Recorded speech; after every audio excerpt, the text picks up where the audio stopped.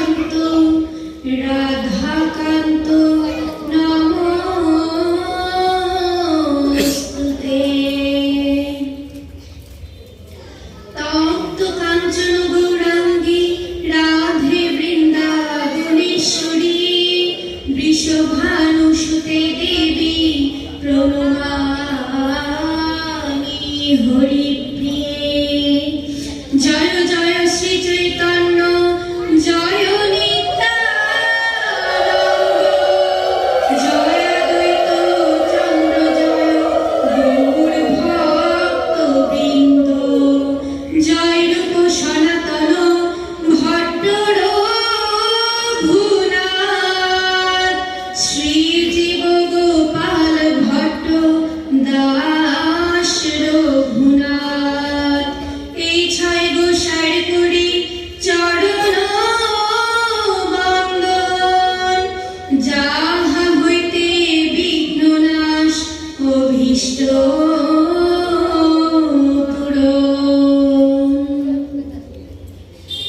কাশী কাঞ্চি অবন্তিকা, মথুরা দ্বারাবতী শ্রীমৎ বৃন্দাবন নীলাচল প্রভৃতি তীর্থ ভ্রমণে যাদৃশ পুণ্যম, গঙ্গা যমুনা সরস্বতী ইত্যাদি তীর্থ জলাবগাহনে যাদৃশ পুণ্যম, তাদৃশ পুণ্যাদপি পুণ্যম শ্রীমদ্ ভাগবত কথা পঠনে ও শ্রবণে।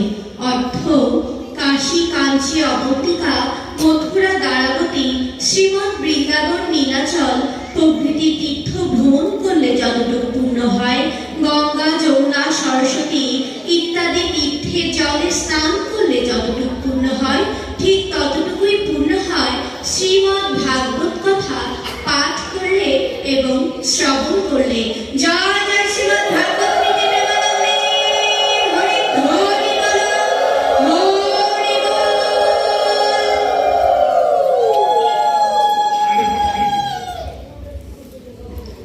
সুধী ভক্তবৃন্দ, ভক্তিমতী মায়েরা এবং বাবারা, আজ আপনারা এই নববৃন্দাবনে উপস্থিত হয়েছেন ভাগবত কথা আস্বাদনের নিমিত্তে। আপনারা নিজেদের সংসারে অনেক কাজ ফেলে রেখে আপনাদের মূল্যবান সময়টুকু এখানে দিচ্ছেন।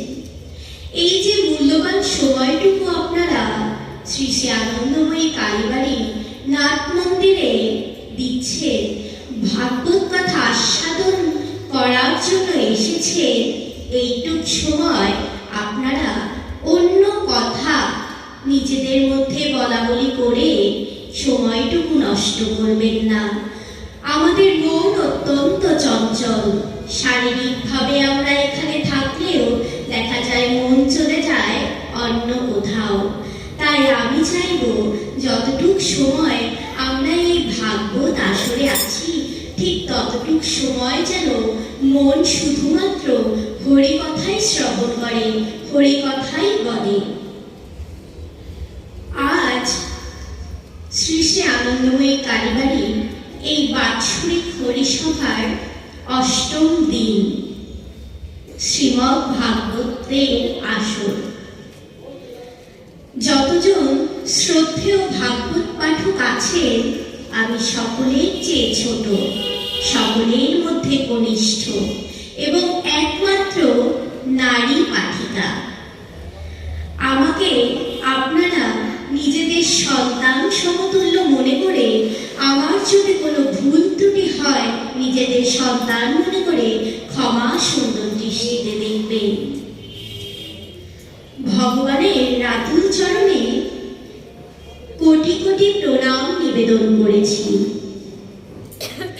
এক ভক্ত ভগবানকে যখন প্রণাম নিবেদন করেছিলেন, ভগবান বললেন, আমাকে পাওয়া অত্যন্ত দুরূহ, কিন্তু আমার যে ভক্তবৃন্দ আছে তাদের কৃপা যদি হয়, সাধুগুরু বৈষ্ণবের চরণ ধুলি যদি মাথায় নেওয়া যায়, তাহলে ভগবান কৃপা পরবশ হয়ে কৃপা করে থাকেন। তাই আপনাদের মতো সাধুগুরু বৈষ্ণবের পদধূলি আমাকে মাথায় দিয়ে আশীর্বাদ করে আজকে শ্রীমদ্ ভাগবত কথা আমি শুরু করছি। শ্রীমদ্ ভাগবত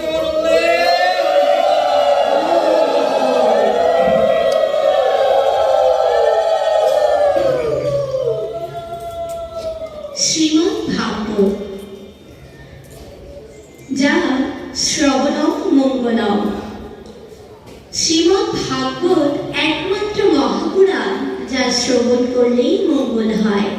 18খানা মহাপুরাণের মধ্যে শ্রীমদ্ ভাগবত অন্যতম এবং বিশেষ, কারণ এখানে শ্রীকৃষ্ণ লীলা সম্পূর্ণ রয়েছে।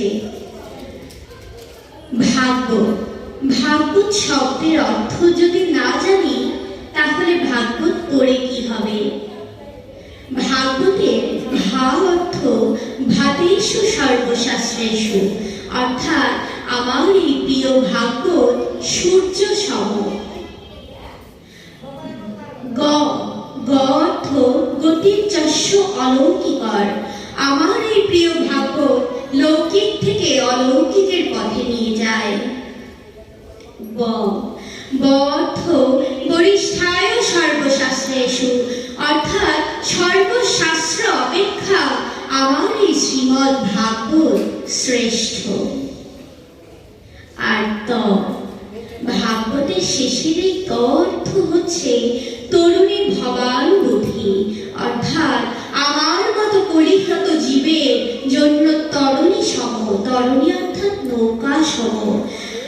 শ্রীমদ্ ভাগবতের একটি মাত্র শ্লোক যদি আমরা পাঠ করি, তাহলে ভগবান আমাদের সাধু সাধু করে নিজের কাছে গ্রহণ করে দেন। হরে কৃষ্ণ কৃষ্ণ কৃষ্ণ হরে হরে, হরে রাম রাম রাম হরে হরে। শ্রীমদ্ ভাগবতের এই ভাগবত অর্থ জানলাম। ভাগবতের মধ্যে কি আছে আমরা সকলেই জানি, কিন্তু এই ভাগবত পড়তে গেলে বা শ্রবণ করতে গেলে যা প্রয়োজন তা হচ্ছে ভক্তি। ভক্তি আবার দুই প্রকার, এক হচ্ছে বৈদিক ভক্তি, আর এক হচ্ছে রাগ ভক্তি। বৈদিক ভক্তি কি? বৈদিক ভক্তি হচ্ছে বিধিময় ভক্তি। আমরা যে বিধি মেনে পূজা অর্চনা করি, ভাগবত শ্রবণ করতে আসি শুদ্ধ হয়ে, সেটা হচ্ছে বৈদিক ভক্তি। আর অপরটি হচ্ছে রাগ ভক্তি। রাগ ভক্তি মানেই হচ্ছে প্রেম ভক্তি। প্রেম ভক্তি কার আছে? প্রেম ভক্তি আছে মা যশোদার। প্রথমে বললাম বৈদিক ভক্তি অর্থাৎ বিধি ভক্তি। এই যে বিধিময় ভক্তি, সেগুলো আমাদের আছে, কারণ আমরা যখন পূজা করতে যাই মনের মধ্যে অনেক সংশয় থাকে। পূজা শেষ করার পরেও অনেক সংশয় থাকে, কোনো ভুল ত্রুটি হলো কিনা, ভগবান পূজা গ্রহণ করলেন কিনা। কোনো কিছুতে যদি ভুল ত্রুটি হয়, ভগবান আবার আমাদের কোনোভাবে কোনো সমস্যা করবেন কিনা, পাপ দেবেন কিনা। আর অপরদিকে যে রাগ ভক্তি, প্রেম ভক্তি, সেখানে কোনো বিধি নিষেধের বালাই নেই। সেই ভক্তি মা যশোমতীর আছে। যখন কানাই নাড়ু চুরি করছে, তখন কানাইকে নিয়ে এসে বেঁধে রাখছে, স্বয়ং ভগবানকে বেঁধে রাখছে, কারণ সে ভাবছে এ তো আমারই সন্তান, ভগবান আমারই সন্তান। ভগবানকে যখন নিজের মনে করে, ভগবানকে যখন নিজের মনে করে পূজা অর্চনা করে, তখন সেখানে আর কোনো ভুল ত্রুটি হয় না। আমরা অধম, আমরা ভগবানকে সেইভাবে ডাকতে পারি না। যখনই ডাকতে যাই মনের মধ্যে সংশয় তৈরি হয়, এই বুঝি ভুল হয়ে গেল। আমরা যদি মা যশোমতীর মতো করে ভগবানকে ডাকি, তাহলেই ভগবান আমাদের দর্শন দেবে এবং কৃপা পরবশ হয়ে আমাদের নিজের কাছে আলিঙ্গন করে নেবে। যেমন নিজের কাছে আপন করে নিয়েছিল ভক্ত প্রহ্লাদকে। ভক্ত প্রহ্লাদ ছিলেন হিরণ্যকশিপুর চতুর্থতম পুত্র। তার আগের যে তিনজন সন্তান রয়েছে, তারা হিরণ্যকশিপুর মতো আসুরিক প্রবৃত্তি নিয়ে জন্মগ্রহণ করেছে। কিন্তু এই যে চতুর্থ পুত্র প্রহ্লাদ, তিনি হিরণ্যকশিপুর মতো অসুরের ঘরে জন্মগ্রহণ করেও ভগবানের নাম গুণগানে মত্ত হয়ে থাকেন। তাকে যখন শিক্ষক নিয়োগ করে দেওয়া হলো তাকে পড়ানোর জন্য, সেই উল্টো শিক্ষককে বোঝান এই অসুরের প্রবৃত্তি আমার মধ্যে নেই, আমার পিতা মাতাকে আমি ভগবতের জ্ঞান দিতে চাই, বিষ্ণু কথা শোনাতে চাই। কিন্তু অসুর হিরণ্যকশিপু সেই কথা কি আর মানে? বংশে একমাত্র বিষ্ণু ভক্ত প্রহ্লাদ। বংশের সকলেই আসরিক প্রবৃত্তি সম্পন্ন। এই প্রহ্লাদকে যখন বারংবার নিষেধ করা সত্ত্বেও প্রহ্লাদের মুখ থেকে কৃষ্ণ কথা সরাতে পারছেন না, তখন নিজের পুত্রকে হত্যা করার জন্য বারংবার প্রজাদের নিযুক্ত করছেন। কোনভাবে সে চেষ্টা করেনি, পাথরের সাথে বেঁধে সমুদ্রে ফেলে দিয়েছে। সর্প একটি বদ্ধ ঘরে সম্পূর্ণ সর্প দ্বারা বেষ্টিত করে সেখানে ছেড়ে দিয়েছে। হাতির পায়ের নিচে ফেলে দিয়েছে, মত্ত হাতির পায়ের নিচে ফেলে দিয়েছে, কিন্তু কোনোভাবেই তার গায়ে এক ফোঁটা আঁচড়ও লাগেনি। স্বয়ং ভগবান যার রক্ষা করেন তাকে কি কেউ মারতে পারে? হরি তার সাথেই আছেন। ভগবান যখন বারংবার ভক্ত প্রহ্লাদকে রক্ষা করছেন, তখন রাজা হিরণ্যকশিপু চিন্তিত হয়ে গেলেন। কিভাবে একে মারা যায়? কোনোভাবেই তো সম্ভব হচ্ছে না।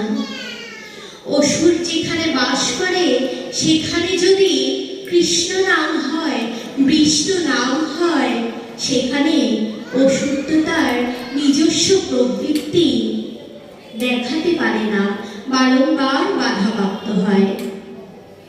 তাই হিরণ্যকশিপু চিন্তিত মনে বসে আছেন।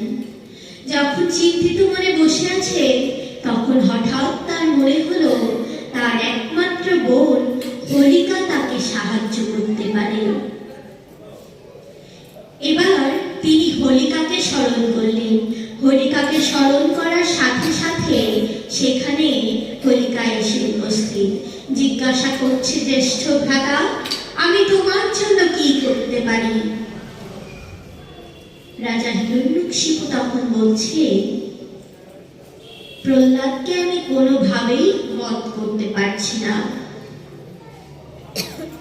শুনেছি তোমার কাছে ব্রহ্মার বর প্রাপ্ত চাদর রয়েছে। তোমার কোলে প্রহ্লাদকে বসিয়ে আগুনে নিক্ষেপ করব।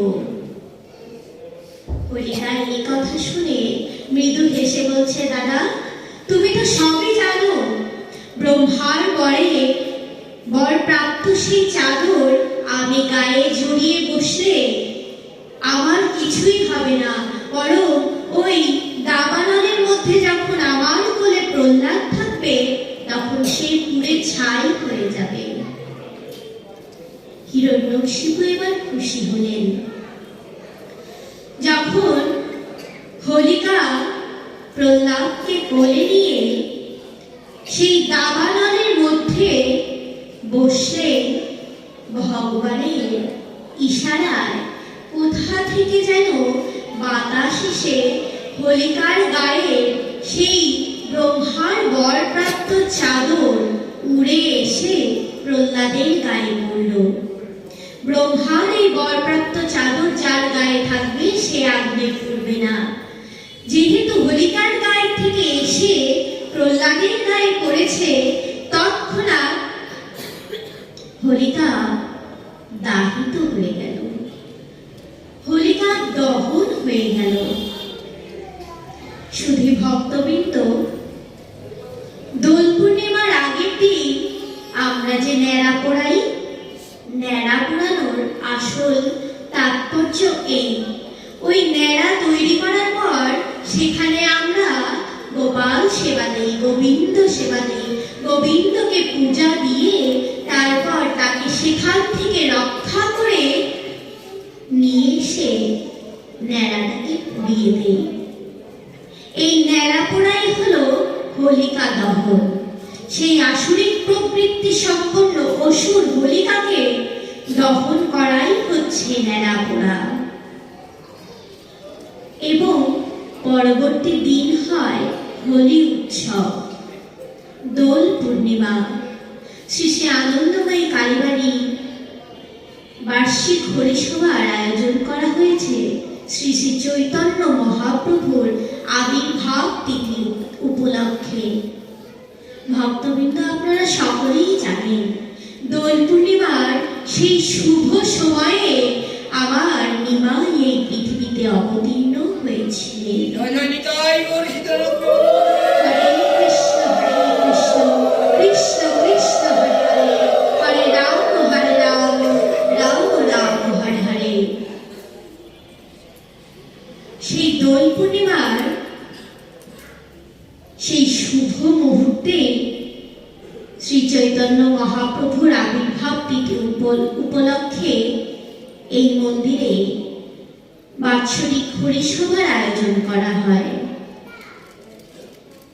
ভক্তবৃন্দ, আপনারা যারা আগে এই মন্দিরে এসেছেন তারা হয়তো এবার এসে এই মন্দিরের সৌন্দর্য অবলোকন করতে পারছেন। আমার মনে হয় না আগে কেউ এসে এত সৌন্দর্য দেখেছেন। আপনারা দেখছেন নাট মন্দিরের চারপাশে আমার নিতাই গৌর দুহাত তুলে দাঁড়িয়ে আছে, যাদের দেখলে সাথে সাথে মনে ভক্তির সঞ্চার হয়। যতই মনের মধ্যে ভগবান থাকুক না কেন, দর্শনে যে শান্তি, সেই শান্তি কিন্তু অন্য কোথাও নেই।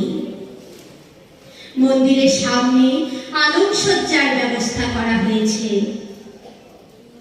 মন্দিরের অপর পাশে যাদের মন্দিরে এসে পবিত্র হয়ে মন্দিরে ঢোকার জন্য আকুতি ছিল, হাত পা ধুয়ে মন্দিরে প্রবেশ করব, কিন্তু সেই ব্যবস্থা ছিল না।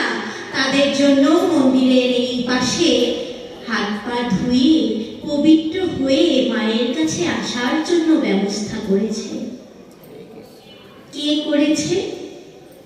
করেছে শ্রী শ্রী আনন্দময়ী কালীবাড়ির নবনির্বাচিত কমিটির সদস্যরা।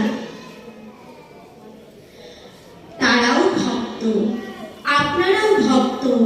এই যে সকলে মিলে একত্রে হয়ে ভক্তর জন্য করছেন, ভক্তরা সকলে মিলে এখানে অবস্থান করছেন, এখানেই তো নববৃন্দাবন তৈরি হয়েছে, এখানেই তো আমার ভগবান আছে, এখানেই তো আমার ভগবান কৃপা করে বশ হয়ে কৃপা করবেন। অত্র মন্দির এত সুন্দর দেখে সকলের মনে যে উপলব্ধি হচ্ছে, সবাই অত্যন্ত খুশি হয়েছে। এবং আমাদের এই মন্দিরে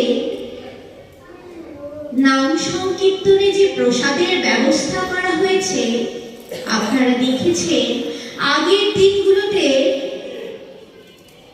জায়গার সংকটের জন্য চাপাচাপি করে ভিড়ের মধ্যে মারামারি করে হলেও প্রসাদ পেতে হয়েছে। কিন্তু এবার আপনারা খেয়াল করে দেখবেন ডান দিকে এত জায়গার ব্যবস্থা করা হয়েছে যে আপনারা শুয়ে বসে খেলেও এখন আর মারামারি করা যাবে না।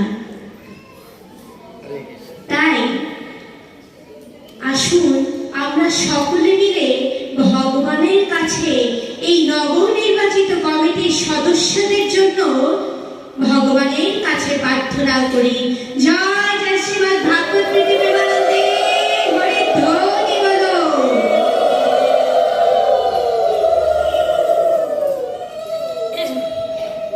দোল পূর্ণিমা, দোল পূর্ণিমার এই সুন্দর মুহূর্তে ভগবান কৃষ্ণ রাধার সঙ্গে খেলা করছিলেন। এবার রাধারানী খেলতে খেলতে মনে হলো, আরে কৃষ্ণ, তোমার গায়ের রং তো কালো, তোমার সাথে আজ আর খেলবো না। দেখো আমরা কত সখীরা আছি, সব সখীর গায়ের রং সাদা, সব সখীর গায়ের রং কাঞ্চন বরণ, কিন্তু একমাত্র তোমার গায়ের রং শ্যাম বর্ণ। ভগবান একটি লীলা করেছে ভগবান ভক্তকে শিক্ষা দেওয়ার জন্য। এবার যখন রাধারানী এই কথা বলেছে, তখন আমার শ্যাম সুন্দর কানাইলাল রাগ করে মায়ের কাছে চলে গিয়েছে। মা যশোমতীর কাছে গিয়ে বলছে, মা, আমি কি দেখতে অসুন্দর? আমার গায়ের রং শ্যামবর্ণ দেখে ওই রাধা আমার সাথে আজ খেলবে না। মা যশোমতী বলছে, এই কেমন কথা? গায়ের রং কালো দেখে তোমার সাথে খেলবে না? মা যশোমতীর কাছে যখন কানাইলাল এসে বলেছে, তখন মায়েরও খারাপ লাগছে। কারো সন্তানকে যদি সে যত কুৎসিত হোক, যত কালোই হোক, সন্তান কিন্তু মায়ের কাছে অপূর্ব সুন্দর। তাই যখন কানাই এসে বলেছে, তখন মা যশোমতী বুদ্ধি শিখিয়ে দিলেন, বাবা কানাই, তুমি গিয়ে আবির মেখে দাও ওই রাধা এবং তার সখীদের গায়ে, তাহলে তোমার রং আর তাদের রং এক হয়ে যাবে। সেদিন ছিল এই দোল পূর্ণিমা। সেদিন থেকে প্রতি দোল পূর্ণিমায় এই হোলি উৎসবের আয়োজন করা হয়, কারণ সেদিন রং মেখে সকলেই এক হয়ে গিয়েছিল। সেদিন আর ব্রাহ্মণ, চণ্ডাল, চামার, মুচি, ভক্ত, অভক্ত কাউকে দেখে বোঝা যাচ্ছিল না। সবাই মনে হচ্ছিল আমার কানাই লাল হয়ে গিয়েছে।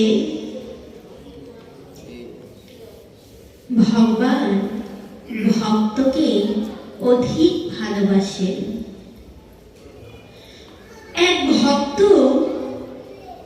যখন ভগবানকে ডাকে, তখন ভগবান আর স্থির থাকতে পারেন না। এক রাজা তার মন্ত্রীকে বলছেন, ভগবান আছে বিশ্বাস করি, কিন্তু কোথায় আছে সেটা জানি না। মন্ত্রী, তোমার কাছে প্রশ্ন করি, ভগবান কোথায় আছেন? ভগবান কি করেন? আর ভগবান কি করতে পারেন না? মন্ত্রী যখন এই প্রশ্ন শুনেছে, তখন চিন্তায় পড়ে গেছে, ভগবান কোথায় আছেন? এই প্রশ্নের উত্তর তিনি কার কাছ থেকে পাবেন? সারা রাজ্য ঘুরে যখন প্রশ্নের উত্তর তিনি পাচ্ছেন না, তখন এক পাগল রাস্তার ধারে বসেছিল।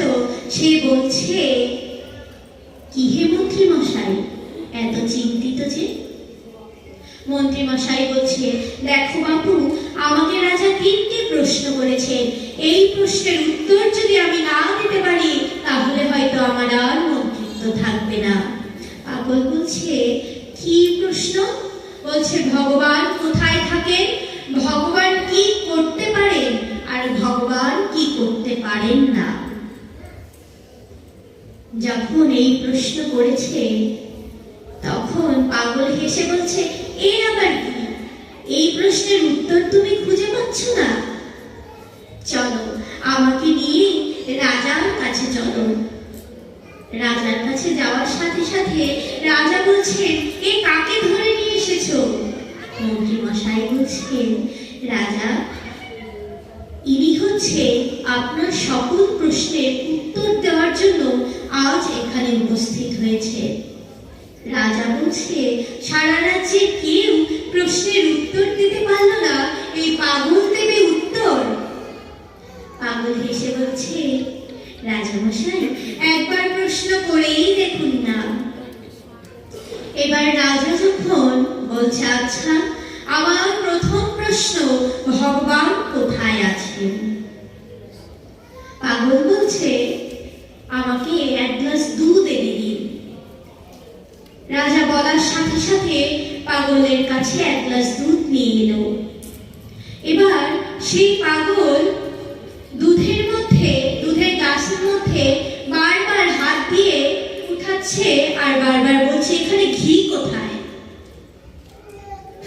রাজা মন্ত্রীকে বলছে, তুমি কাকে ধরে নিয়ে এসেছো? দুধের মধ্যে ঘি খুঁজছে। পাগল বারবার ওই গ্লাসের মধ্যে দুধ নাড়াচাড়া করছে আর দেখছে ঘি তো ওঠেনি, কই ঘি? এবার রাজামশাই অত্যন্ত বিচলিত হয়ে পড়লেন। কাকে নিয়ে এসেছো? বারবার একই প্রশ্ন, ঘি কোথায়, ঘি কোথায়? তখন পাগল বলছে, রাজামশাইকে যখন বলেছে যে ঘি কোথায়, তখন রাজামশাই বলছে, তুমি জানো না, তোমার এতটুকু জ্ঞান নেই যে এই দুধ থেকে ঘি আপনা আপনি বের হবে না। এই দুধকে একটি প্রক্রিয়ার মাধ্যমে জাল করে তারপর সেখান থেকে ঘি বের করতে হবে। সেই প্রক্রিয়াটি অত্যন্ত কঠিন।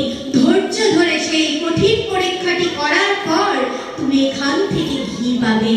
পাগল বলছে, এই তো আপনার উত্তর। ভগবান কোথায়? ভগবান সর্বত্র, কিন্তু ভক্তি রস যদি না থাকে, ভক্তি দিয়ে যদি বারবার ভগবানকে না ডাকি, তাহলে ভগবান কি আপনি এসে দেখা দেবে? তাই ভগবানকে পেতে হলে, ভগবানকে সর্বত্র দর্শন করতে হলে ভক্তি রস দিয়ে বারবার ভগবানকে ডাকতে হবে। জয় জয় রাধা গোবিন্দ প্রেমানন্দে। হরে কৃষ্ণ কৃষ্ণ কৃষ্ণ হরে হরে, হরে রাম রাম রাম হরে হরে। এবার দ্বিতীয় প্রশ্ন, ভগবান কি করতে পারেন? পাগল তো। এবার পাগল বলছে, এই প্রশ্নের উত্তর আমি দেব না। রাজা বলছেন, এই আবার কাকে ধরে নিয়ে এসেছো? প্রশ্ন উত্তর দেওয়ার জন্য যে এসেছে সে বলছে প্রশ্নের উত্তর দেবে না। তখন সেই পাগল বলছে, রাজামশাই, আপনি আমাকে প্রশ্ন করছেন, তার মানে আপনি এখন ছাত্র, আমি আপনাকে উত্তর দিচ্ছি, তার মানে আমি এখন শিক্ষক। তাহলে শিক্ষকের কোথায় বসা উচিত? শিক্ষকের তো ওই সিংহাসনের পদমর্যাদায় ওঠা উচিত, বসা উচিত। তাই পাগল বললেন, রাজামশাই, আপনি এসে আমার জায়গায় দাঁড়ান এবং আমি আপনার ওই সিংহাসনে গিয়ে বসবো, তবেই আমি এই উত্তর দেব। এবার পাগল যেহেতু, তার কথার বিরুদ্ধ তো যাওয়া যাবে না। রাজামশাই চিন্তা করলেন, উত্তর পেতে হলে পাগলের কথা শুনে ওই পাগলের জায়গায় আমি যাই, আর পাগল এসে বসুক সিংহাসনে।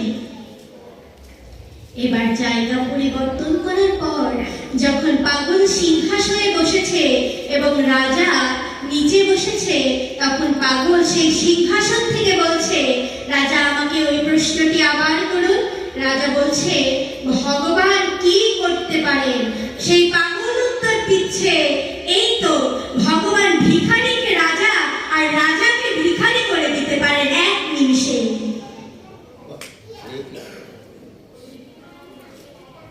রাজা তার দ্বিতীয় উত্তরও পেয়ে গেল। সত্যি তো, তিনি কেনই বা পাগলের কথা মতো সিংহাসন ছেড়ে নামবেন? ভগবান কি পারেন না? যে অহংকার আমরা করি, যে সম্পত্তির অহংকার আমরা নিয়ে থাকি, সেই সম্পত্তি কতদিন থাকবে আমাদের কাছে?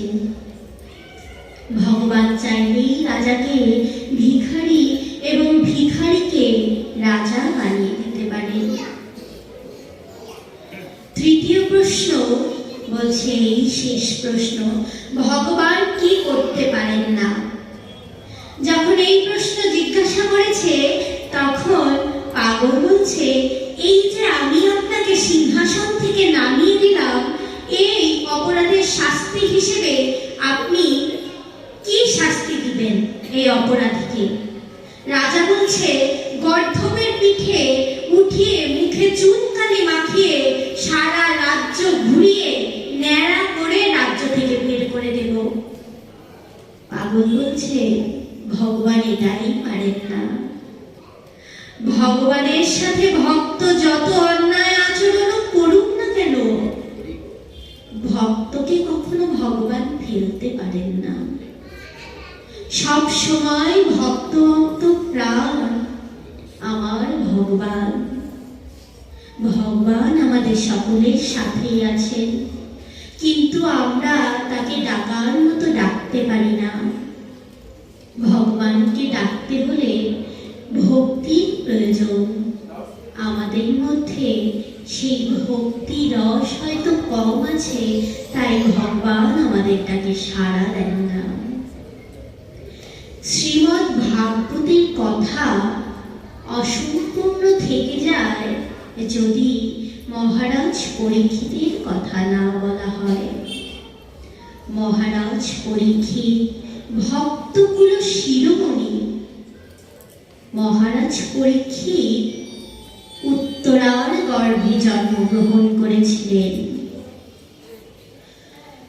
যখন কুরুক্ষেত্রে কৌরব এবং পাণ্ডবদের যুদ্ধে প্রায় সমাপ্ত,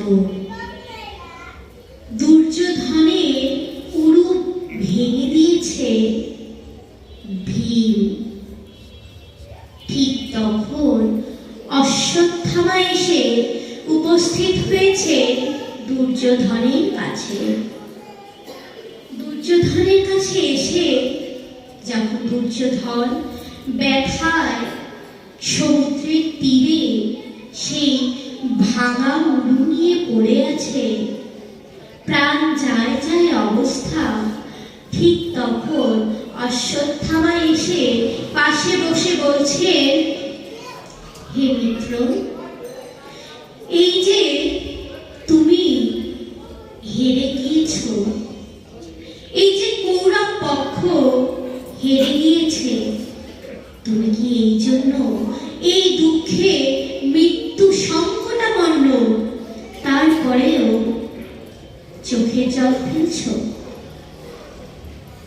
দুর্যোধন উত্তর দিলেন, না না মিত্র, তুমি আমার সাথে থাকো, তুমি জানো না আমি সেই জন্য আঘাত পাইনি, সেই জন্য দুঃখ পাইনি।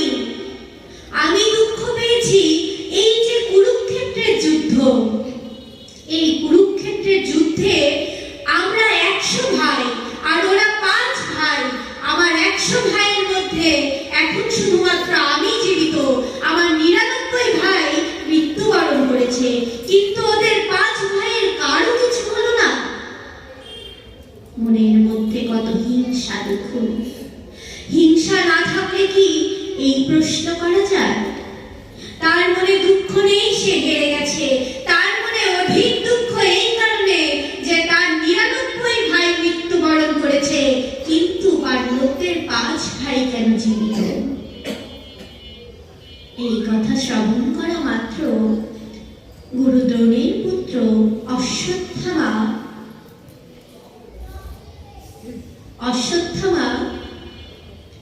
তিনি বলছেন, মিত্র, তুমি চিন্তা করো না, এখন তো যুদ্ধ প্রায় শেষ।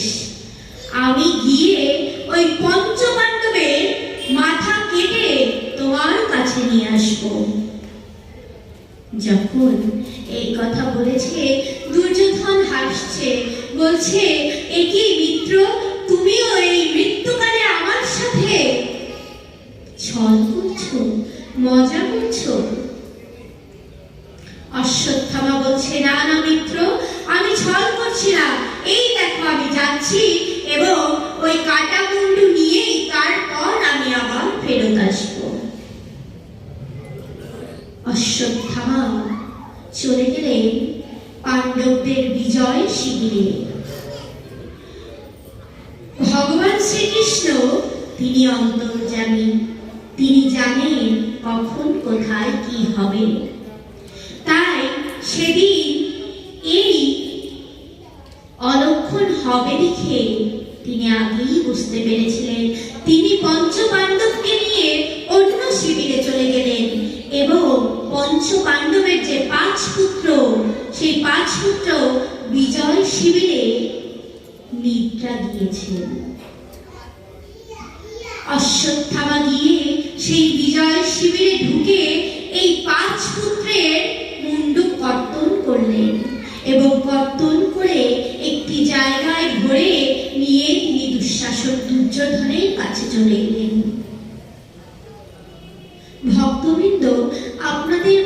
প্রশ্ন জাগতেই পারে যে পঞ্চ পাণ্ডব তো যুবক, আর পঞ্চ পাণ্ডবের 5 পুত্র তারা তো শিশু পুত্র। তাহলে অশ্বত্থামা কি বুঝতে পারলেন না শিশুপুত্র শুয়ে আছে? আগেকার যুগে শিশুপুত্ররা দেখতে, এই 8-9 বছরের পুত্ররা দেখতে ছোট ছিল না, তারা ওই যুবক দেহের মতোই দেহ নিয়ে তারপর ঘোরাফেরা করত। তাদের দেখলে আপনি বয়স আন্দাজি করতে পারবেন না। কলিযুগ এসেছে, আস্তে আস্তে মানুষের উচ্চতা নিচে নেমেছে, উচ্চতা কমে গিয়েছে, কিন্তু আগেকার সেই যুগে শিশুপুত্রগুলোও ছিল সেই যুবকদের মতো দেহধারী। তাই যখন অশ্বত্থামা গিয়েছে, অশ্বত্থামা অন্ধকার ঘরের মধ্যে 5 পুত্রের মুন্ডু কর্তন করে নিয়ে এসেছেন, তিনি বুঝতে পারেননি যে তিনি নিয়ে এসেছেন ওই পঞ্চপাণ্ডবের 5 শিশুপুত্র। এবার যখন তিনি সেই 5 শিশুপুত্রের মুন্ডু কর্তন করে নিয়ে এসে দুর্যোধনের সামনে নামালেন এবং নামিয়ে বলছেন, দেখো মিত্র, আমি প্রতিশোধ নিয়েছি। যে প্রতিশোধের আগুন তোমার ভিতরে জ্বলছিল, সেই প্রতিশোধের আগুন আজ নিভে গেল। তুমি এখন শান্তিতে মৃত্যুবরণ করতে পারবে। দুর্যোধন বলছে, এই কি কথা? সত্যি তুমি এনেছো? দেখাও দেখি। এবার যখন সেই 5 পুত্রের মুন্ডু নিয়ে দুর্যোধনের সামনে রাখলেন, তখন দুর্যোধন দেখে বললেন, হায় হায় অশ্বত্থামা, এই তুমি কি করেছো? এ তো সেই পঞ্চপাণ্ডবের 5 শিশুপুত্র। তাহলে তো কৌরবদের আর কেউ বেঁচে থাকলো না, বংশ নির্মূল হয়ে গেল। অশ্বত্থামা বলছে, কিন্তু আমি তো জানি ওই বিজয় শিবিরে পঞ্চপাণ্ডব ঘুমিয়েছিল। অশ্বত্থামা তো আর জানেন না, ভগবান কৃষ্ণ এই কথা জানতে পেরে আগেই তাদের সরিয়ে নিয়েছেন। যখন সামনে এই পঞ্চপুত্রের কাটা মুন্ডু দেখলেন দুর্যোধন, অশ্বত্থামাকে বারংবার বিলাপ করে বলছেন, হে অশ্বত্থামা, কৌরবরাও পাণ্ডব, পাণ্ডবরাও কৌরব, এরা তো পুরো বংশ। তুমি যে পঞ্চপুত্রের কাটা মুন্ডু নিয়ে এসেছো, তাতে তো কৌরব বংশ একদম নির্মূল হয়ে গেল, আর কোনো বংশধর রইল না। কে বংশে বাতি দেবে? কে বংশে আলো চালাবে? তখন দুর্যোধন যখন অশ্বত্থামার সাথে এই বিষয়ে আলাপ করছিলেন, ভগবান শ্রীকৃষ্ণের ইশারায় পঞ্চপাণ্ডব এবং দ্রৌপদী সেই বিজয় শিবিরে উপস্থিত হয়ে দেখলেন তাদের 5 পুত্রের কাটা দেহটি পড়ে আছে, খণ্ডিত দেহটি পড়ে আছে। কোন পিতামাতা যদি তার সন্তানদের এই অবস্থা দেখে, তাহলে কি স্থির থাকতে পারে? দ্রৌপদী বিলাপ করে কাঁদছেন, হা পুত্র, তোমরা তো কথা দিয়েছিলে তোমরা কোনোদিন আমাদের ছেড়ে যাবে না, তাহলে কি হলো? তখন মহারাজ যুধিষ্ঠির বারংবার বিলাপ করছেন, ধর্মরাজ্য প্রতিষ্ঠার জন্য হে কৃষ্ণ, তুমি যে কুরুক্ষেত্রের যুদ্ধ আমাদের দিয়ে করালে, সেই কুরুক্ষেত্র যুদ্ধের ফল কি হলো? আমরা আমাদের আত্মীয় স্বজন পরিজন এবং এমনকি বংশধরদেরও হারিয়ে ফেললাম। ভীম তখন বুঝতে পারলেন এই কাজ একজনই করতে পারে, আর তিনি হলেন অশ্বত্থামা। সকল ভাইদের বললেন, দাদা চলো, আমি জানি এই কাজ কে করেছে, অশ্বত্থামা ব্যতীত আর কেউ করেনি।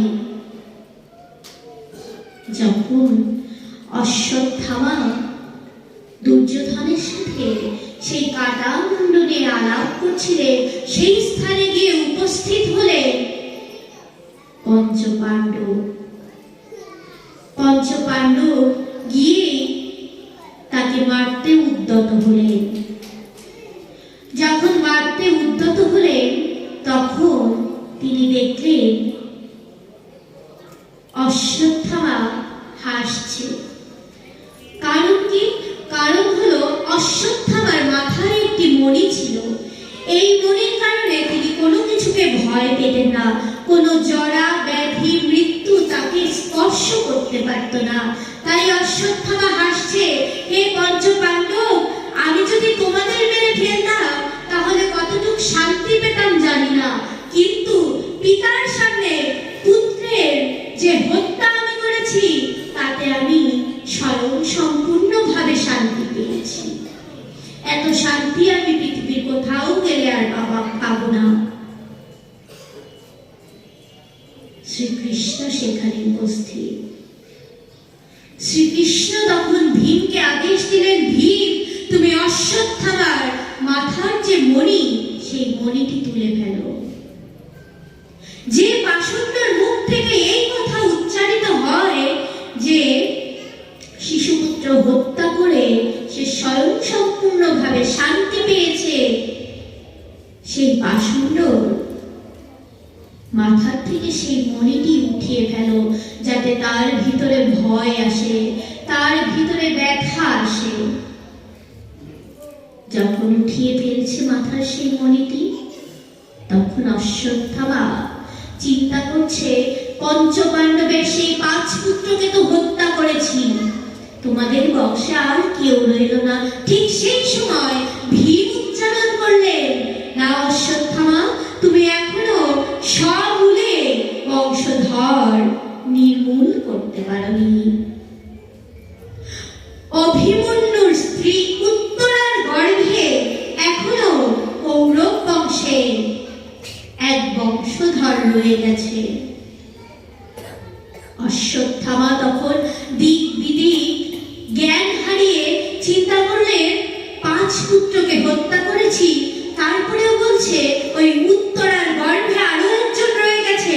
তবে তাই হোক, সাথে সাথে ব্রহ্মাস্ত্রকে তিনি আদেশ দিলেন, ব্রহ্মাস্ত্র, যাও ওই উত্তরার গর্ভে গিয়ে কৌরবদের পাণ্ডবদের শেষ বংশধরকে হত্যা করে আসো।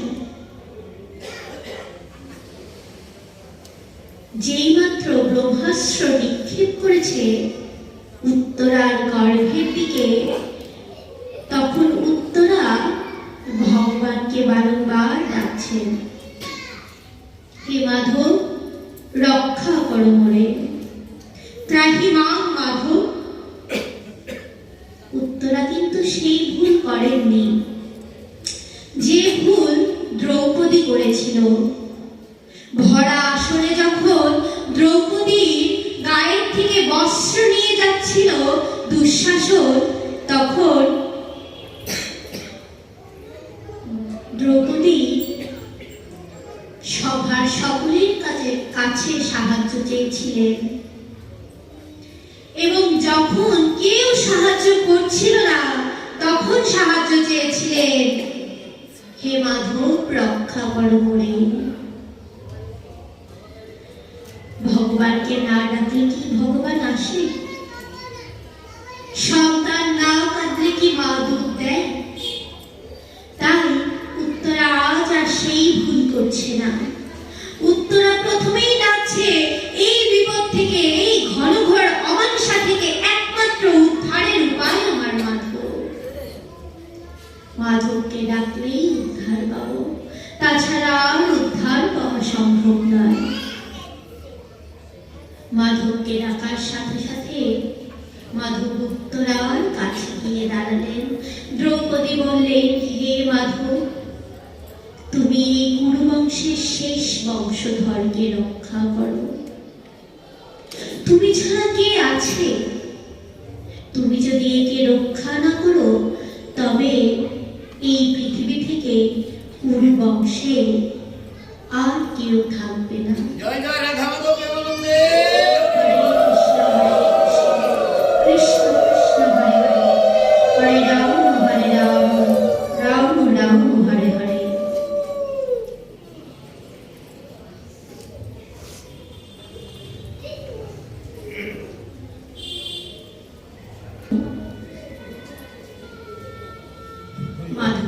কাছে রক্ষার জন্য উত্তরা মিনতি জানালে তখন দ্রৌপদী তাকে বলছে, মাধব তুমি করে রক্ষা করো, তুমি যদি রক্ষা না করো আমার এই শেষ বংশধর তো থাকবে না। ভগবান যদি রক্ষা না করে তাহলে কিভাবে ভক্ত উদ্ধার হবে? তখন দ্রৌপদীর কথা শুনে শ্রীকৃষ্ণ বলছেন, দ্রৌপদী তুমি চিন্তা করো না, আমার তো একে রক্ষা করতেই হবে, কারণ এই উত্তরার গর্ভেই তো আছে ভক্ত শিরোমণি সেই পরীক্ষিত, যার মাধ্যমে এই পৃথিবীতে ভাগ্যকে প্রচলন হবে, ভক্ত উদ্ধার পাবে। সেই পরীক্ষিতকে উদ্ধার করার জন্য হলেও আমাকে উত্তরার এই গর্ভ সংস্কার করতে হবে, রক্ষা করতে হবে। অঙ্গুষ্ঠী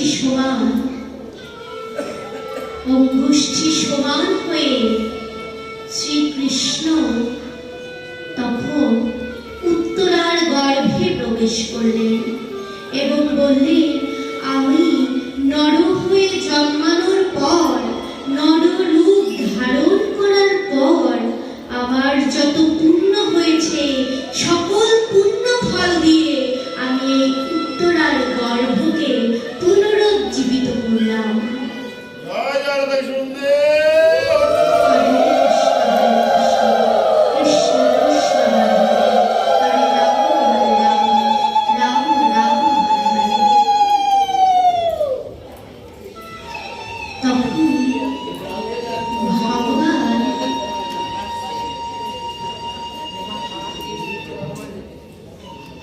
ভগবান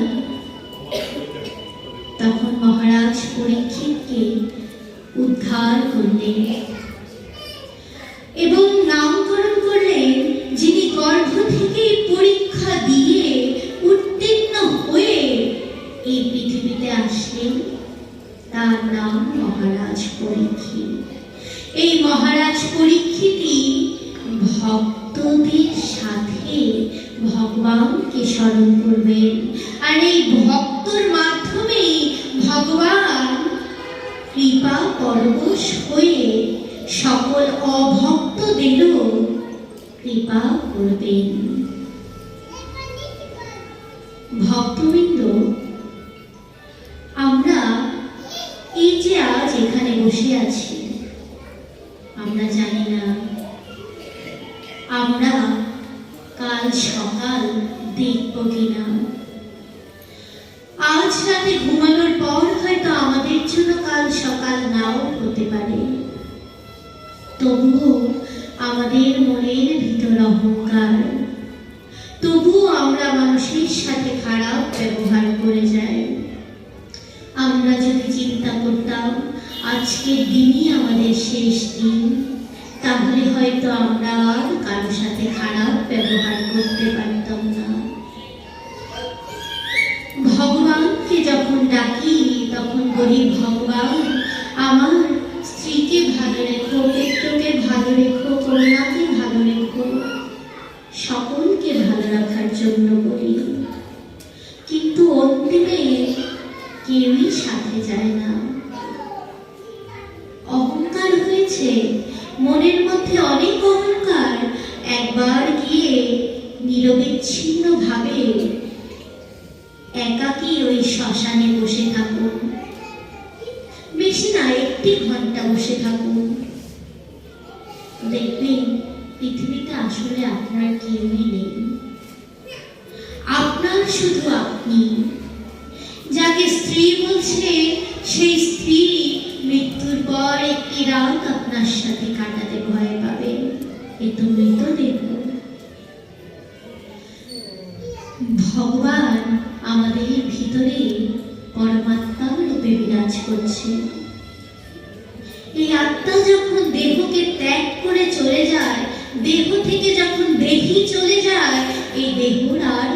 মূল্য থাকে না।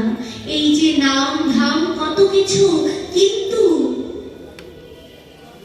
মৃত্যু হয়ে গেলেই আপনাকে আপনার পাশের মানুষ জিজ্ঞাসা করবে, মৃতদেহের সৎকার হয়েছে কি?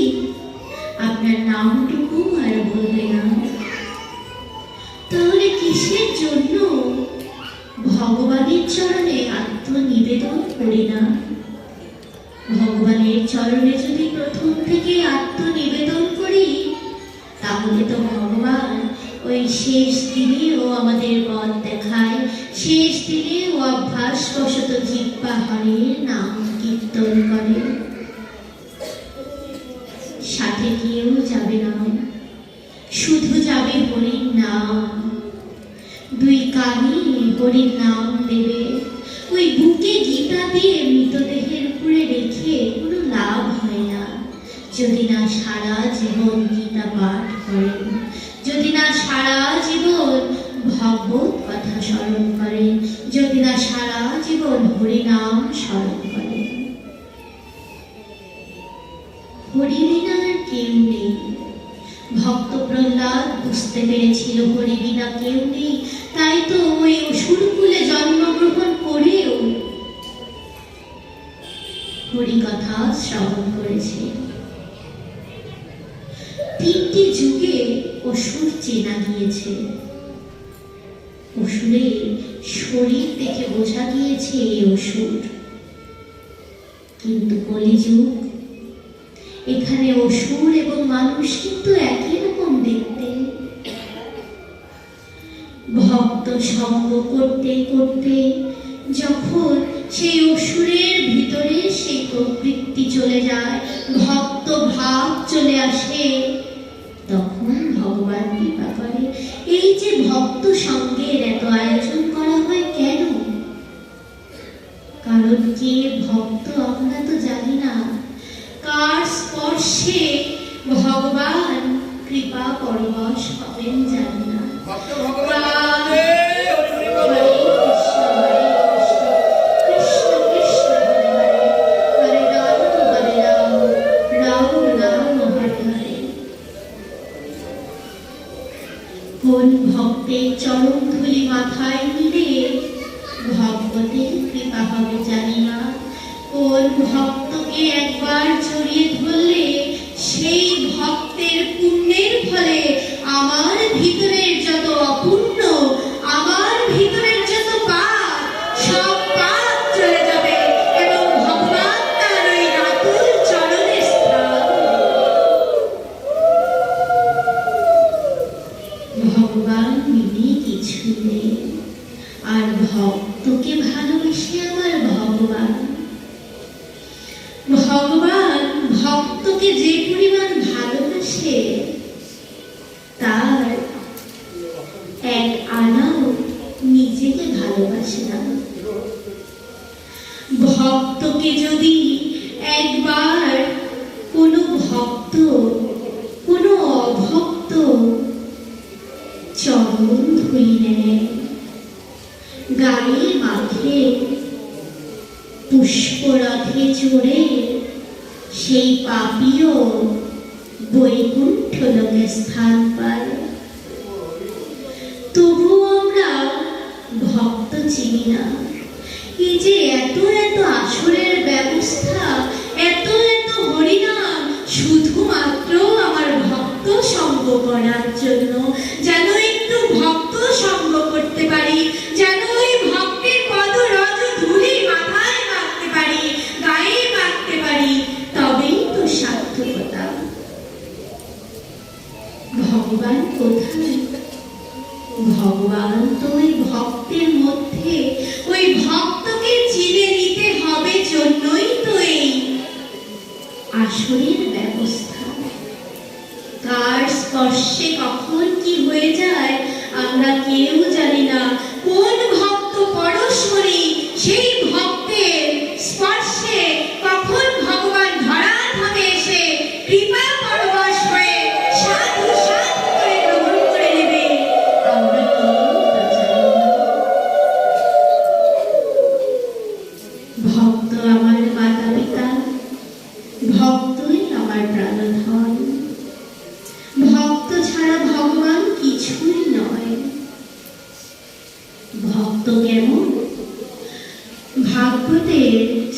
ভাগবতের প্রথম স্কন্ধে অষ্টম অধ্যায় এই পরীক্ষিতের জন্মের পর যখন ভগবান শ্রীকৃষ্ণ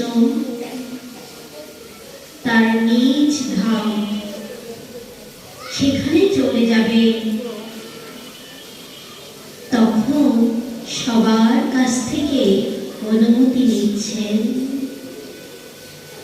দেখুন ভক্ত কেমন হয়। ভগবান গিয়ে যখন যুধিষ্ঠিরকে বললেন, দাদা আমার এখন দ্বারকায় যাওয়ার সময় হয়েছে, আমি এখন দ্বারকায় যাব। দ্বারকার রাজ্য যে রাজা ছাড়া শ্রীহীন হয়ে আছে। তখন যুধিষ্ঠির বলছে, নানা, হে কেশব, হে মাধব, তুমি যদি এই কুরুক্ষেত্র ছেড়ে চলে যাও, তুমি যদি আমাদের ছেড়ে চলে যাও, তাহলে তো আমরা আর বেঁচে থাকতে পারবো না। কৃষ্ণ বিনা তো আমরা কেউ নই। কৃষ্ণ বলছেন, যাওয়ার সময় হলে তো যেতে দিতেই হবে দাদা। কেউ কখনো আটকে রাখতে পারে না, সে তাকে যতই ভালোবাসো না কেন। যুধিষ্ঠিরকে বলছে, দাদা আমি চলে যাব, আমার যাওয়ার সময় হয়েছে। তবে হ্যাঁ, তোমার ওই রাজ্যাভিষেকের পরে আমি চলে যাব। যুধিষ্ঠিরকে বলছে, দাদা তুমি ভীম, অর্জুন, নকুল, সহদেব সকলকে দেখে রেখো।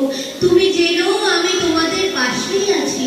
আমি তোমাদের সাথে দেব হিসেবে নাম রাখতে পারি, কিন্তু পরমাত্মা রূপে তোমাদের সকলের মাঝে আছি।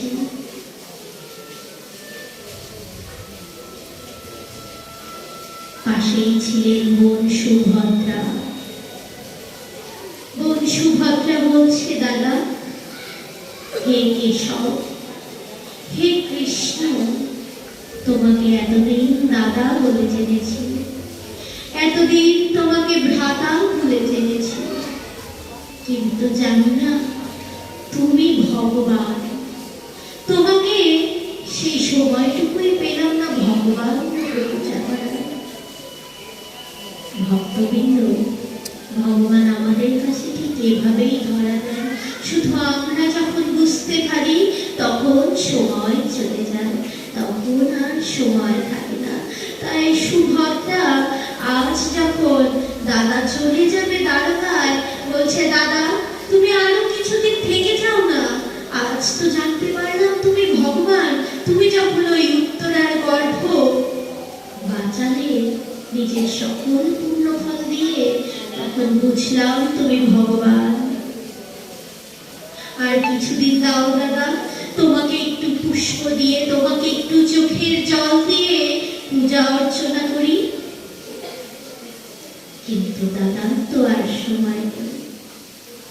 আমাদের এই পৃথিবীতে আসা যাওয়াও এমনই। আমরা ভাবি অনেক সময় আছে, আজ না হয় কাল, কাল না হয় পরশু, কিন্তু কখন যে ভগবান আমাদের কাছ থেকে আমাদের সময়কে কেড়ে নেয় আমরা তা বলতে পারি না। আজ সুভদ্রার মনের আকুতি ভগবানকে যখন জানাচ্ছে, ভগবান বলছে, না বোন, না ভগিনী, আমার আর সময় নেই। ভ্রাতা যুধিষ্ঠিরের রাজ্যাভিষেক হয়ে গেলেই আমি দ্বারকা নগরীতে চলে যাব। ভগিনী সুভদ্রা বলছে, দাদা আমি তোমার কাছে কোনোদিন কিছু চাইনি, একটা জিনিস চাইব দেবী। দাদা বলছে, বোন তুমি যা চাইবে আমি তাই দেব। বলছে, দাদা তুমি যে আমার কাছে ছিলে, আমি বুঝতে পারিনি তুমি ভগবান। ভগবান 6টি গুণে হয়, সেই 6টি গুণ তুমি দেখিয়েছো। কাছাকাছি থাকার পরেও তা বুঝতে পারিনি। তুমি কত কাছে এসেছো, না ডাকতে পাশে থেকেছো। হে দাদা, তোমার কাছে একটি নিবেদন, আমার যেদিন প্রাণ ও প্রয়াণের সময় আসবে, সেদিন যদি আমার এই কণ্ঠ অবরুদ্ধ হয়ে আসে, আমার এই বুদ্ধি যখন ক্ষীণ হয়ে আসবে, আমি যখন সব কিছু ভুলে যাব, সেই প্রাণ ও প্রয়াণের দিনে তুমি ভগবান হয়ে আমার কাছে আসবে এবং কৃপা পরবশ হয়ে আমাকে তোমার কোলে নেবে দাদা।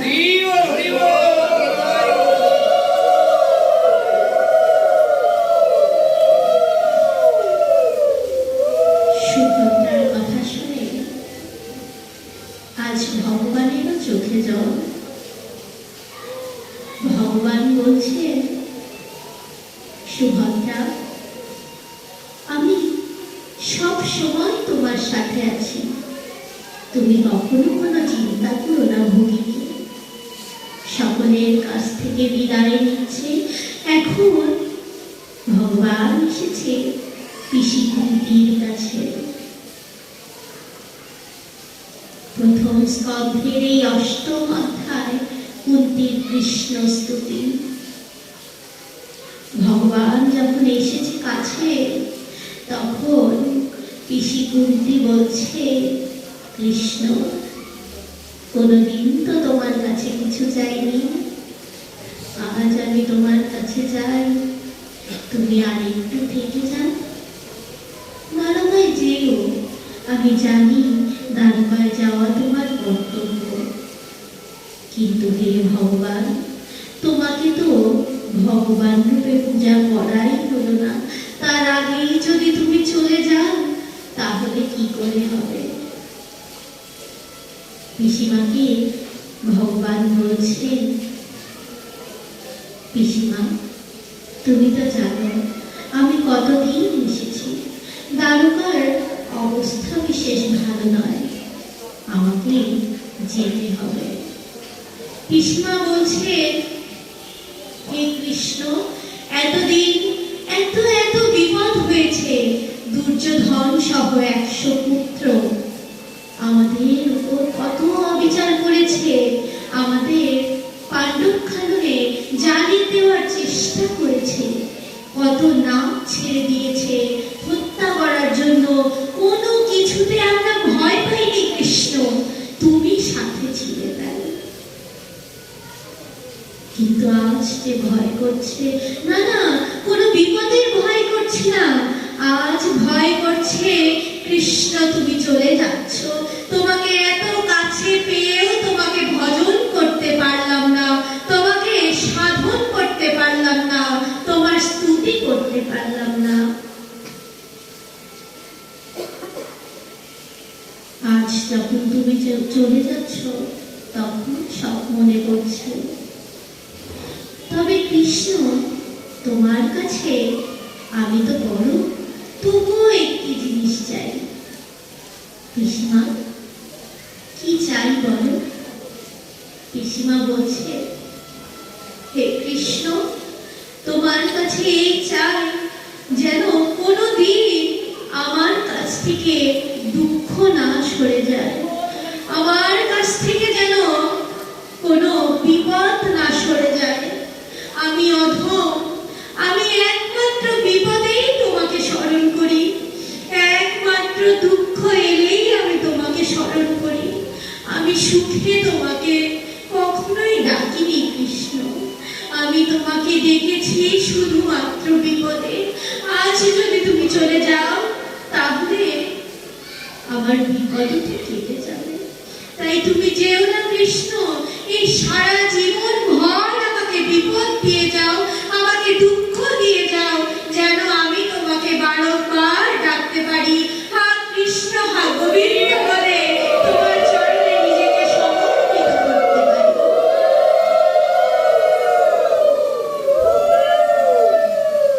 ভক্তবৃন্দ, আমরাও কিন্তু তাই, যখন সুখ থাকে আমরা ভগবানকে ডাকি না, কিন্তু যখন বিপদ হয় ভগবানকে বারবার ডাকি, আর তখন যদি ভগবান না আসে, তখন আমরা ভগবানকে দোষ দিই। ভগবান তো সাথেই আছে, এই তো পিসিমা কুন্তির সাথে ছিলেন,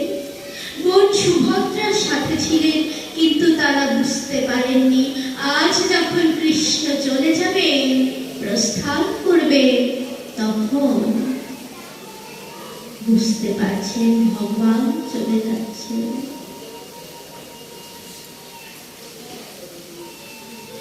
যদি তুমি ভগবান ভক্তের প্রাণ, তবে কেন দুঃখ দাও ও দয়াময়, তবে কেন দুঃখ দাও। যদি তুমি ভগবান ভক্তের প্রাণ, তবে কেন দুঃখ দাও ও দয়াময়, তবে কেন দুঃখ দাও। দুঃখ দেয় তো ভগবানকে মনে করার জন্য, কারণ আমরা অধম, আমরা সুখে থাকলে ভগবানকে ডাকি না, একমাত্র দুঃখে ফেললে, একমাত্র পরীক্ষা যখন নেয়, তখন ভগবান ভগবান বলে পাগল হয়ে যায়। আ কৃষ্ণ রক্ষা করো মোরে, আ গোবিন্দ রক্ষা করো মোরে বলে বারবার ওই চরণে পড়ি। কিন্তু যখন আমার পাশে এসে আমার মস্তকে হাত বুলিয়ে দেয়, তখন আমরা ভগবানকে চিনতে পারি না। পিসিমাকে আজ শ্রীকৃষ্ণ বলছে, পিসিমা সারা জীবন ধরে কষ্ট করে গেলে, এক রাজার মেয়ে হয়ে আরেক রাজার কাছে পালিত হলে, কুমারী অবস্থায় পুত্রের জননী হলে, এরপর স্বামী সুখ বেশি দিন ভোগ করতে পারলে না, তবুও তুমি দুঃখ চাও। পিসিমা বলছে, কৃষ্ণ আমি যদি সুখ চাই, আমি এখন তো রাজমাতা, আমার পঞ্চপাণ্ডব যুদ্ধে জয়ী হয়েছে, আমার যুধিষ্ঠির আজ রাজসভায় বসবে, সেই রাজার মাতা মানে আমি রাজমাতা। এই রাজমাতা হওয়ার পরেও আমি চাই না ওই সুখ, আমি চাই না ওই ঐশ্বর্য, আমি ওই মাধুর্যের রসে তোমার চরণে পড়ে থাকতে চাই। কৃষ্ণ বলছে, পিসিমা কি করছো, তুমি তো আমার জ্যেষ্ঠ। পিসিমা বলছেন, কৃষ্ণ তুমি আজ আমাকে আর বাধা দিও না, তুমি আজ আমার কাছে ধরা পড়ে গেছো। এই পৃথিবীতে জ্যেষ্ঠ কনিষ্ঠ কিছুই নয়, তুমি আমি সকলেই পরমাত্মা, আর তুমি হচ্ছে সেই ভগবান। আর আজকে যদি আমি ভগবানের শ্রী চরণ কমল স্পর্শ করে মাথায় না নিতে পারি, তাহলে আমি আর কোনোদিন তোমার দর্শন পাবো না। ভগবানের শ্রী চরণ কমল স্পর্শ করে পিসিমা মাথায় নিলেন। তিনি জানেন তিনি এই জীবনে আর কৃষ্ণকে দর্শন করতে পারবেন না, তাই কৃষ্ণ যাওয়ার আগে তাকে বলছে, কৃষ্ণ তোমাকে যখন ডাকিনি তখন তুমি আমাদের পাশে ছিলে, তোমাকে যখন স্মরণ করিনি তখন বারবার এসে সাহায্য করেছো। হে কৃষ্ণ, তুমি যখন আমি চলে যাব তখন যেন তোমাকে ডাকতে না হয়। এই পিসিমার কথা মনে করে তখন তুমি কৃপা পরবশ হয়ে কাছে এসে ধরা দিও। পিসিমা এই বলে কাঁদতে কাঁদতে অন্দর মহলে চলে গেলেন। এবার রাজা যুধিষ্ঠিরের রাজ্যাভিষেক হবে। যুধিষ্ঠিরকে বলছে ভগবান শ্রীকৃষ্ণ, দাদা এবার তো তোমার রাজ্যাভিষেকের পালা, এবার তোমার রাজ্য বুঝে নেওয়ার পালা। যুধিষ্ঠির বলছে, না না, আমার মন সায় দিচ্ছে না। মন সায় দিচ্ছে না কেন? এত এত আত্মীয় স্বজন হত্যা করে নিজেদের পুত্র হত্যা হলো, সেই রক্তের উপর সিংহাসন প্রতিষ্ঠা করে সেই সিংহাসনে আমি বসতে পারবো না। এবার ভগবান তো অর্জুনকে গীতার জ্ঞান দিয়েছিলেন। অর্জুন ছিলেন সখা, এই জন্য গীতার জ্ঞান দিতে পেরেছেন। কিন্তু দাদা যুধিষ্ঠির তো বড়, দাদাকে তো আর জ্ঞান দেওয়া যায় না। তাই তিনি চিন্তা করলেন 56 দিন ব্যাপী ওই কুরুক্ষেত্রের প্রান্তরে ষড়শয্যায় শুয়ে আছে পিতামহ ভীষ্ম। প্রথম স্কন্ধে 9ম অধ্যায়। পিতামহ ভীষ্ম শুয়ে আছে ষড়শয্যায়, সারা শরীরে স্বর বিধে আছে, তীর বিধে আছে। সেই স্বরের উপরে যখন শুয়ে আছে, ভগবান শ্রীকৃষ্ণ চিন্তা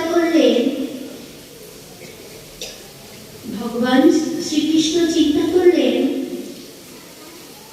আমি তো দাদাকে জ্ঞান দিতে পারি না, যেহেতু এখনো পিতামহ ভীষ্ম জীবিত আছে, তাহলে দাদাকে তার কাছে নিয়ে যাই, সকলে মিলে তার কাছ থেকে জ্ঞান নেই, দাদার তাহলে বুঝ আসবে।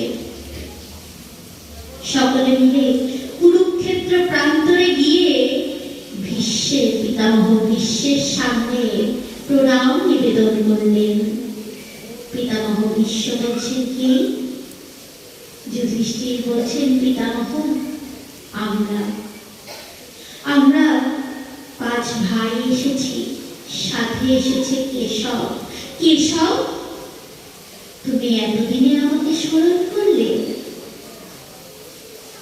পিতামহর কথা শুনে শ্রীকৃষ্ণ বলছেন, না না, আমি আপনাকে স্মরণ করে আসিনি, আমি এসেছি দাদা যুধিষ্ঠিরকে আপনার কাছ থেকে শিক্ষা নেওয়ার জন্য। পিতামহ ভীষ্ম হাসছেন, কৃষ্ণ, আমি তো মৃত্যুপথ যাত্রী, আমার সাথেও ছল করছো? তুমি আসলে আমার কাছে? এই সেই পিতামহ ভীষ্ম যখন দুর্যোধনের সাথে একটি কক্ষে আলোচনা করছিলেন, তখন দুর্যোধন রেগে গিয়ে বলছিলেন, আপনি তো পাণ্ডবদের পক্ষে যুদ্ধ করছেন, আমাদের সাথে থেকেও আপনি ছল করছেন।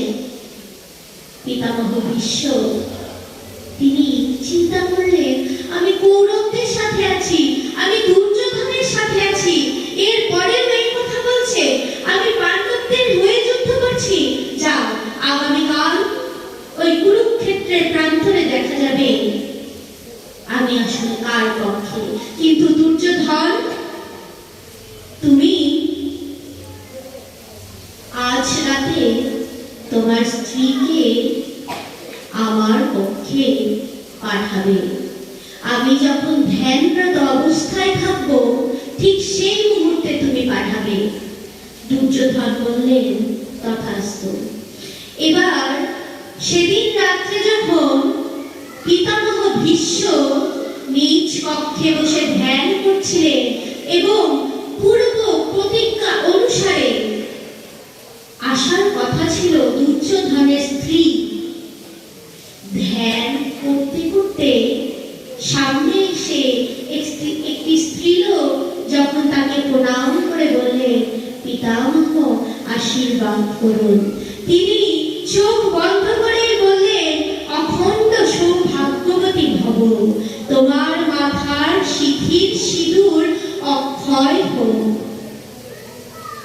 এবার যখন তাকালেন, তাকিয়ে দেখলেন সেখানে দুর্যোধনের স্ত্রী নয়, রয়েছে পঞ্চ পাণ্ডবের স্ত্রী দ্রৌপদী। যখন দ্রৌপদীকে দেখলেন, পিতামহ ভীষ্ম তখন রেগে ক্রোধান্বিত হয়ে বললেন, তুমি এখানে তো তোমার থাকার কথা নয়, এখানে থাকার কথা দুর্যোধনের স্ত্রী, যাকে আমি আশীর্বাদ করব অখণ্ড সৌভাগ্যবতী ভব। তাহলে তুমি কেন এখানে? দ্রৌপদী, এই কথা তো আমি আর দুর্যোধন ছাড়া কেউ জানে না, তবে তুমি এখানে আসতে পারো না, তোমার পিছনে কেউ না কেউ আছে। ঘরের বাইরে থেকে ঘরে প্রবেশ করলেন কেশব। শ্রীকৃষ্ণ বলছে, পিতামহ ক্ষমা করে দাও, এছাড়া আর কোনো উপায় নেই তোমাকে যুদ্ধে হারানোর।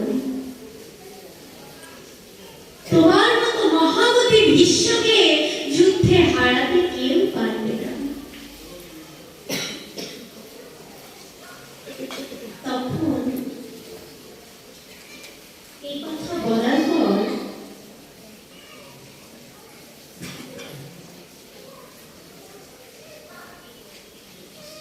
কথা বলার পর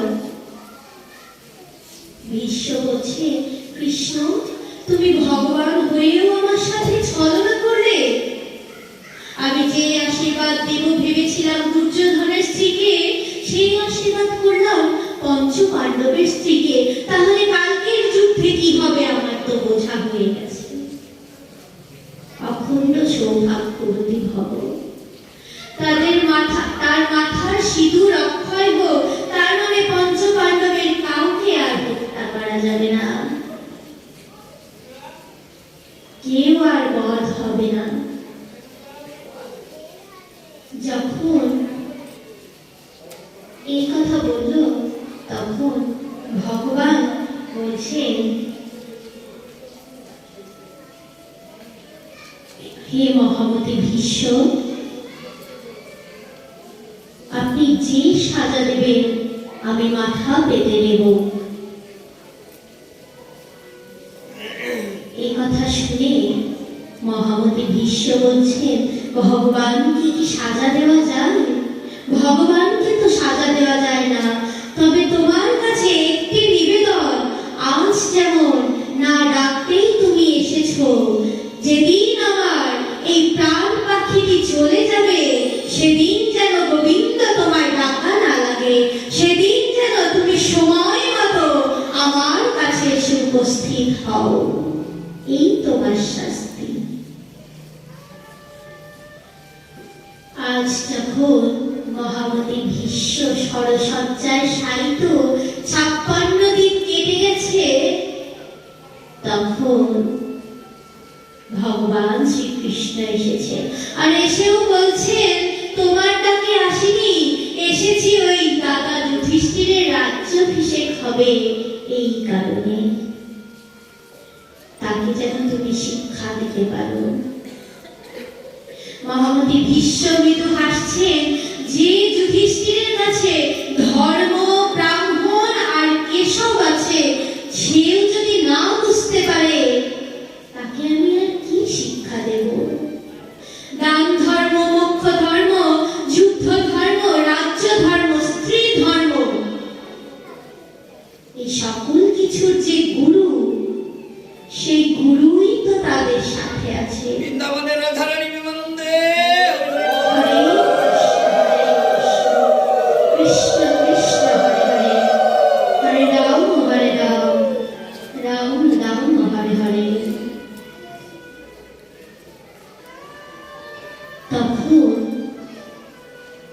মহামতি ভীষ্ম বলছে, এত বিজ্ঞ হয়েও যুধিষ্ঠির তুমি বুঝতে পারছো না তোমার সঙ্গে কে আছে, তবুও তুমি আমার কাছে এসেছো। কৃষ্ণ বলছেন, মহামতি আপনি জ্ঞান দিয়ে যান। এই তো সেই কৃষ্ণ, মহামতি ভীষ্ম যাকে প্রতিজ্ঞা ভঙ্গ করিয়েছিলেন।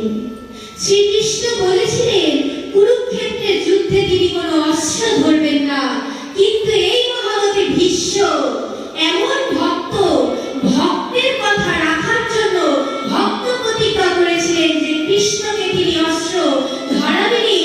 তাই তো ভক্তের কথা রাখার জন্য ভগবান শ্রীকৃষ্ণ রথের চাকা নিয়ে যুদ্ধ করতে নেমেছিলেন।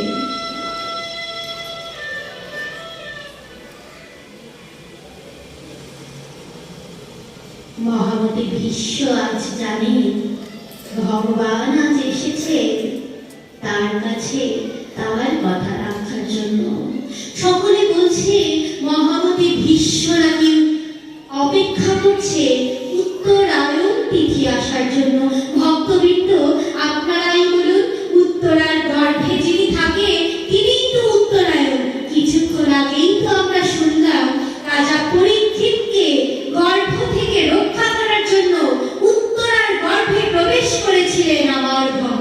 শ্রীকৃষ্ণ অঙ্গুষ্ঠী আকারে তিনি যে উত্তরার গর্ভে নিজেকে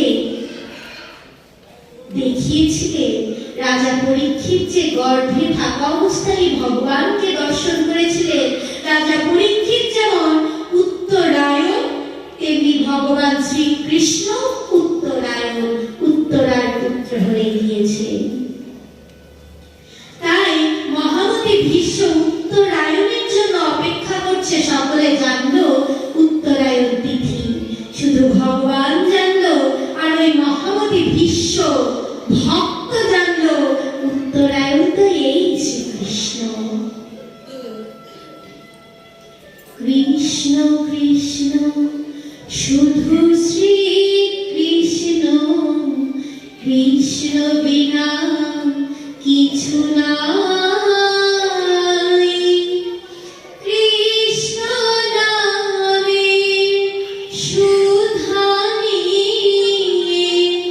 কৃষ্ণেরই গান গাই,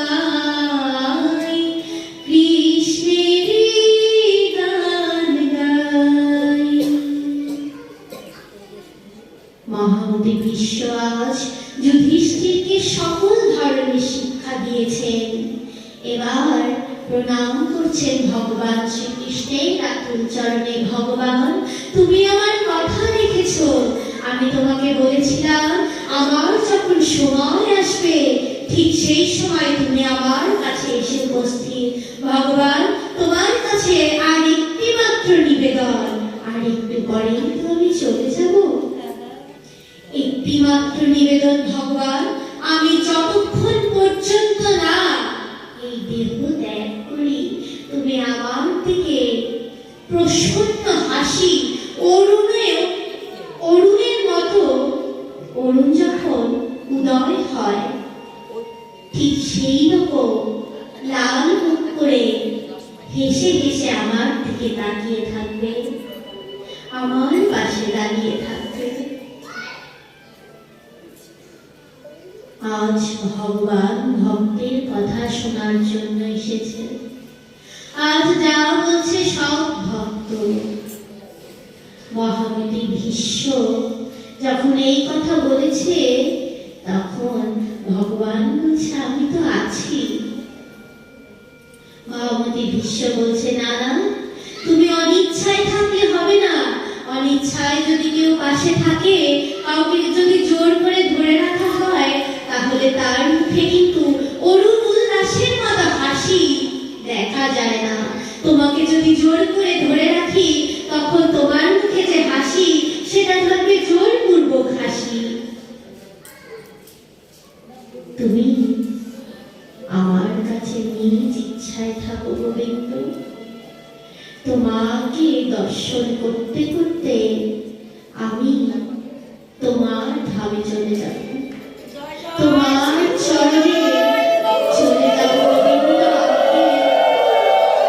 কৃষ্ণ হরে কৃষ্ণ, কৃষ্ণ কৃষ্ণ হরে হরে, হরে রাম রাম রাম হরে হরে।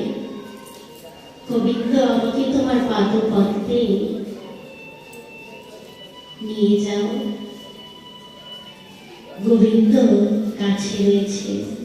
মহামতি ভীষ্ম ভগবান শ্রীকৃষ্ণের পানে তাকিয়ে নিজের শেষ নিঃশ্বাস ত্যাগ করলেন। ভগবানের সাথে মিলিত হলেন এই পৃথিবীর অপর এক প্রান্তে, যেখানে ভক্ত আর ভগবান মিলেমিশে একাকার হয়ে গিয়েছে। যে দৃশ্য কেউ দেখল না।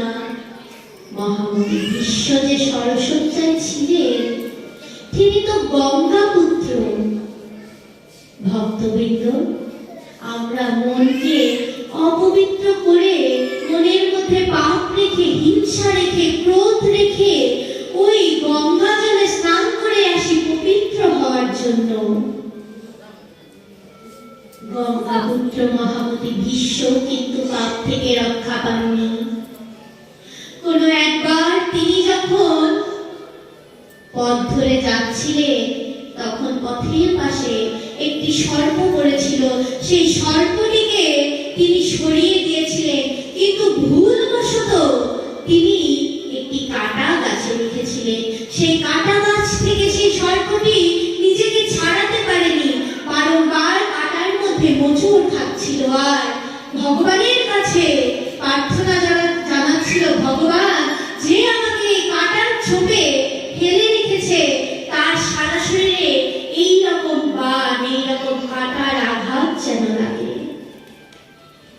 মহামতি ভীষ্ম যখন দেহ ত্যাগ করছেন তার আগেও ভগবানকে তিনি জিজ্ঞাসা করছেন, আমি তো 100 জন্মের কথা বলতে পারি কৃষ্ণ, আমি তো এমন কোনো পাপ করিনি। ভগবান কৃষ্ণ তাকে এই কথা বলেছিলেন। আর দ্বিতীয়ত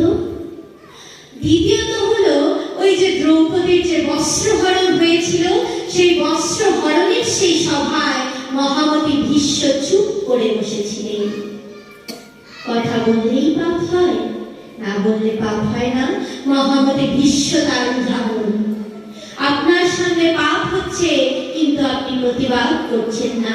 আপনার সামনে বিধর্মী একজন কৃষ্ণকে নিন্দা করছে, আপনি শুধু কানে শুনে যাচ্ছেন, আপনি কোনো বিচার করছেন না, কোনো কিছু বলছেন না। কেন বলছেন না? এটাও কিন্তু পাপ। ভগবান যে কোন ভাবে কাকে কিভাবে পরীক্ষা নেয় আর কোন পাপ এসে লাগে তা বলা যায় না। ভগবান আমাদের সাথেই আছে। ওই যে ওই পাগল যেমন দেখিয়েছে দুধের গ্লাসের মধ্যে ভগবান আছে, তেমনি প্রত্যেকটি জায়গায় ভগবান আছে, শুধু আমরা ভগবানকে খুঁজে পাই না। ভগবানকে খুঁজতে যাই মন্দিরে, ভগবানকে খুঁজতে যাই গাছতলায়, এত জায়গায় যাওয়ার প্রয়োজন নেই। ভগবান তো হৃদ মন্দিরে আসন পেতে বসে আছে, শুধু ভগবানকে ডাকার মতো ডাকলেই ভগবান দর্শন দেয়।